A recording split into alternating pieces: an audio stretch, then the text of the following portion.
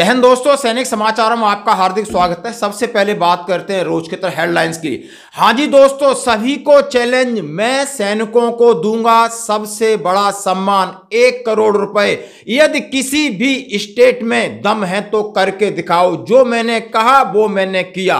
खुला ऐलान और खुला चैलेंज कल किया है एक चीफ मिनिस्टर ने। दूसरी बात कहता हूं दोस्तों, 1 फरवरी 2024 से कड़े और बड़े नियम, सैनिक और उनके परिवारों को उठानी पड़ेगी परेशानी। और एक सैनिक ने इतिहास रचा दोस्तों, ऐसा इतिहास रचा आप सुनकर के हैरान हो जाओगे। सिपाही के पद से रिटायर्ड होता है और सीधा एमएलए बनता है, और वो भी इतना चहेता कि उसके पीछे 100 गाड़ियां, पूरे युवा, पोस्ट कार्ड और कंधों पर रहता है। उसके मोटिवेशन स्पीच देखना पड़ेगा और क्या उसने इतिहास रचा है, जरा इसके ऊपर भी बात करेंगे।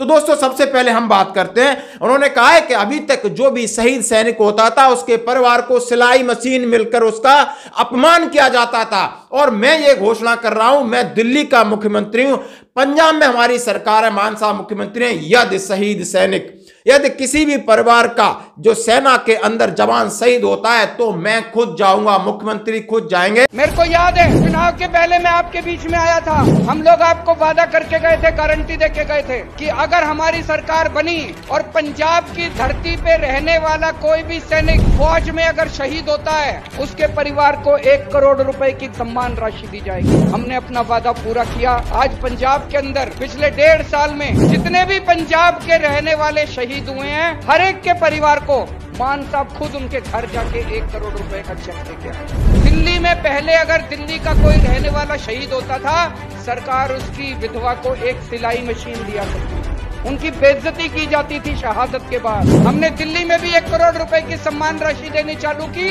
अब पंजाब में भी 1 करोड़ रुपए की सम्मान राशि देनी चालू की है। और उसके परिवार से मिलेंगे 1 करोड़ की सम्मान राशि। सम्मान दूंगा कि आपका बेटा देश के लिए सर्वोच्च बलिदान दिया है, भरपाई नहीं कर सकता, जो कहा वो किया और वो करेंगे। उन्होंने कहा जो कहा वो मैंने किया है। जैसे कि पंजाब के अंदर जो भी सैनिक शहादत हुए हैं या सर्वोच्च बलिदान दिया, तो वहां के मुख्यमंत्री मान साहब उनके घर गए हैं और ये उनके सौंप के आए हैं, विनम्रता से हाथ जोड़ के अभिवादन के साथ, कोई नान और नौटंकी नहीं। इसी तरह दिल्ली के लिए भी ऐलान है, जब हम सरकार में नहीं आते तो हमने ऐलान कर दिया था, आते ही ये घोषणा की, अब किसी भी स्टेट में हमारी सरकार बनेगी तो सैनिकों को यह सम्मान जारी रहेगा, चाहे कुछ भी हो जाए। कहीं से भी पैसे की कटौती करूंगा लेकिन सैनिकों के सम्मान में कोई कटौती नहीं होगी। और यह बड़ा ऐलान है। शायद ये आज इसलिए मैं अपने प्लेटफॉर्म से डाल रहा हूं ताकि हर एक स्टेट में ये जाए, लगे कि नहीं, इनकी जो पहले सैनिकों के लिए सम्मान के लिए 1 करोड़ की राशि, बाकी के भी मुख्यमंत्री, बाकी के भी नेता, बाकी के भी जननायक जो कि सेना और सैनिकों के नाम पर वोट बटोरते हैं, उनके दिल में क्या है, इस वीडियो को जरूर आपको शेयर करना पड़ेगा।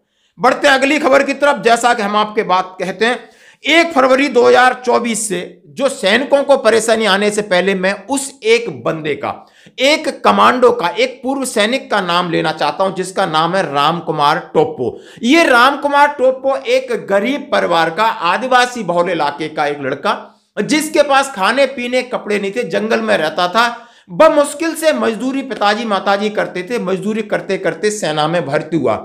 जब सेना में भर्ती होने के बाद कमांडो बना और कमांडो बन के उसने काम किया और जाकर के अपने गांव के लिए छोटे छोटे काम किए, अपने बगल के काम किए, तो वो फेमस हुआ। और फेमस होने के बाद वो एक सोशल सर्विस यानी सामाजिक एक इतना अच्छा सा एक हीरो बनता गया।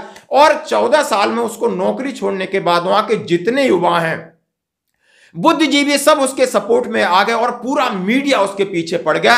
और होता क्या है कि वो इस, अभी आपने देखा होगा 3 दिन पहले जो रिजल्ट, 2 दिन पहले रिजल्ट निकले हैं छत्तीसगढ़ में, छत्तीसगढ़ स्टेट है, सरगुजा अंबिकापुर जिला का एक सीतापुर विधानसभा है, और वहां से 4 बार लगातार कांग्रेस के जो जनप्रतिनिधि थे वो मिनिस्टर भी थे, और बीजेपी ने हाथों हाथ इस बंदे को ले लिया और टिकट दे देते हैं। टिकट देते इसके पीछे इतना जुलूस और इतनी इसकी लोकप्रियता बंदे की, आप हैरान हो जाओगे। आप इसकी वेशभूषा देखिए, आप इनके शब्द सुनिए। आसमान के रास्ता जाना पड़े तब भी मैं जाऊंगा, और यदि मुझे आग के रास्ते गुजर के जाना पड़े तब भी मैं जाऊंगा।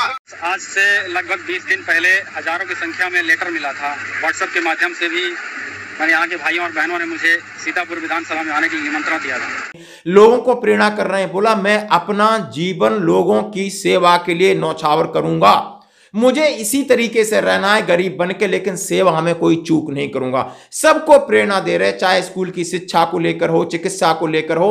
हीरो बन गया बंदा, चुटकियों में हीरो बनता है और मीडिया भी इसके पीछे पड़ गया, हीरो बनाने में कोई कोर कसर नहीं छोड़ी। एक सैनिक ने इतना जज्बा दिखाया कि आज एमएलए बन गया है, भारतीय जनता पार्टी की सरकार बनने वाली छत्तीसगढ़ में, जो भी सीएम बनेगा, लेकिन इस चेहरे का नब एकदम युवा है।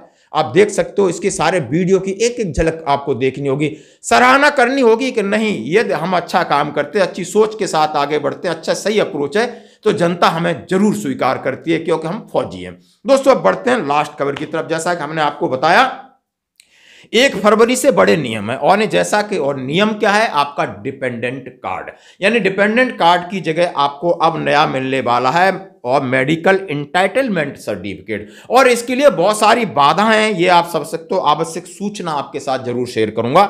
आपको सूचित किया जाता है कि दिनांक 1 फरवरी 2024 से आश्रित कार्ड, डिपेंडेंट कार्ड के द्वारा मिलिट्री हॉस्पिटल एमएच में इलाज नहीं किया जाएगा।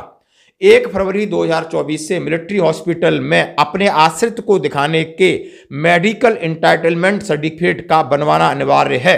यदि किसी जेशुव जवान को अपने माता पिता का इलाज मिलिट्री हॉस्पिटल में करवाना है तो वह अपने माता पिता का आय प्रमाण पत्र यानी income certificate revenue department of district व annual income certificate AIS income tax department से लेकर आएंगे। साथ में उनके 2 पहचान चिन्ह डॉक्टर से लिखवाकर आधार कार्ड की कॉपी व 2 फोटो भी साथ लाएंगे, जिससे कि उनका मेडिकल एंटाइटलमेंट सर्टिफिकेट समय से बनाया जा सके। सभी जेशु जवान अपनी पत्नी व बच्चों के 2 पहचान चिन्ह डॉक्टर से लिखवाकर आधार कार्ड की कॉपी, सभी के 2 फोटो भी लाएंगे, जिससे वह उनका भी मेडिकल एंटाइटलमेंट सर्टिफिकेट बनाया जाए।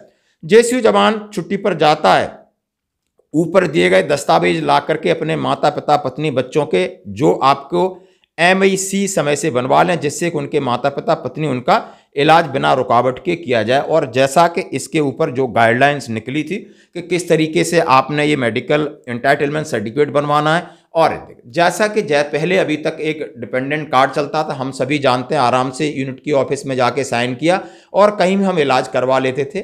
और अब आगे नई नई परेशानी है, नए नए सर्टिफिकेट हैं। इसी तरह ECHS में लेकर दुविधा बनी हुई है, हर एक को इनकम टैक्स का सर्टिफिकेट चाहिए, हर एक को तमाम तरीके डॉक्यूमेंट चाहिए। और इतनी दूर दराज इलाकों में कुछ लोग इस फॉर्मेलिटी की वजह से हैं, वो एंटाइटल है, उनका हकदार है, लेकिन इतनी फॉर्मेलिटी, इतने सरकारी कागजों की वजह से जाना ही पसंद नहीं करते हैं। तो आपके ऊपर इसके ऊपर आपकी क्या प्रतिक्रिया है? आप एक्स सर्विसमैन है तो ECHS कार्ड जो बच्चे हैं, जो डिपेंडेंट्स हैं, उनके लिए भी 25 साल से ज़्यादा है। इस तरह के बहुत सारे बैरियर हैं, बहुत सारे फिल्टर हैं, इस तरह लगा दिए हैं, तो लोग इसको सुविधा की जगह असुविधा समझने लगे। आपकी क्या राय? धन्यवाद दोस्तों।